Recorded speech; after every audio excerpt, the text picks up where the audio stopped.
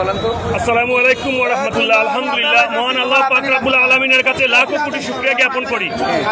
দেশের সাধারণ জনতা এবং বাংলাদেশের সমগ্র ছাত্র ছাত্রী ভাই বোনদের যৌথ প্রচেষ্টায় দীর্ঘদিনের ফ্যাসিস্ট সরকারের জুলুম থেকে মহান আল্লাহ পাক রব্বুল আলামিন গত 5 আগস্ট আমাদেরকে দ্বিতীয়বারের মতো স্বাধীনতার স্বাদ অর্জন করার তৌফিক দান করেছেন এবং আমাদের দেশ নায়ক তারেক রহমান ইতিমধ্যেই সবাইকে আহ্বান জানিয়েছেন যে আমরা নিজে নিরাপদ থাকব এবং আমাদের আশেপাশের যে সকল ভাই বন্ধু ব্রাদার সবাইকে নিরাপদ রাখার চেষ্টা করব।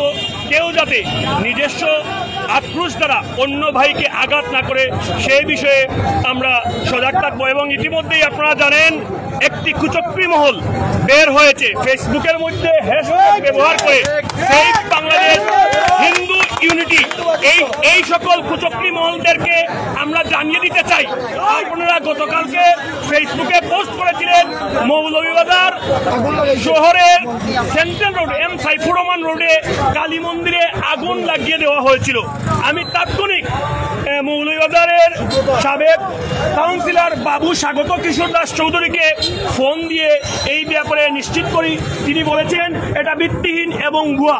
এই কুচক্রী মহলদেরকে আমরা চিহ্নিত করতে হবে, এরা সমাজ এবং জাতির শত্রু। এবং আমরা আজকে এই শ্রীমঙ্গলে এখানে সাধারণ মানুষ উপস্থিত হয়েছি। আপনারা জানেন শ্রীমঙ্গল থানার যে অবস্থা, মানুষের এতটা খুব, শ্রীমঙ্গল প্রশাসন এতটাই নিরুদ্ধ হয়ে গিয়েছিল যে কালকে মানুষ তার বহিঃপ্রকাশ ঘটিয়েছে। শ্রীমঙ্গল থানার প্রশাসন শূন্য। আমরা সাধারণ মানুষের এসেছি যাতে রাস্তার মধ্যে কোনো বিঘ্নতা না ঘটে, আমরা সহযোগিতা করার জন্য এসেছি এবং স্বাধীনতার স্বাদ এবং ঘ্রাণটি প্রত্যেক দরজায় দরজায় পৌঁছে দেওয়ার জন্য আপনারা সবার ইমানি দায়িত্ব। ধন্যবাদ আপনাকে। আসসালামু আলাইকুম। দর্শক, কথা বলছিলাম সাবেক ছাত্র দলের নেতা তুহিন চৌধুরীর সাথে। তিনি সুন্দর বক্তব্য দিয়েছেন এবং শ্রীমঙ্গলবাসী, শ্রীমঙ্গলের মানুষ যাতে নির্বিঘ্নে এবং নিরাপদে শ্রীমঙ্গল শহরে থাকতে পারে এবং তারা যে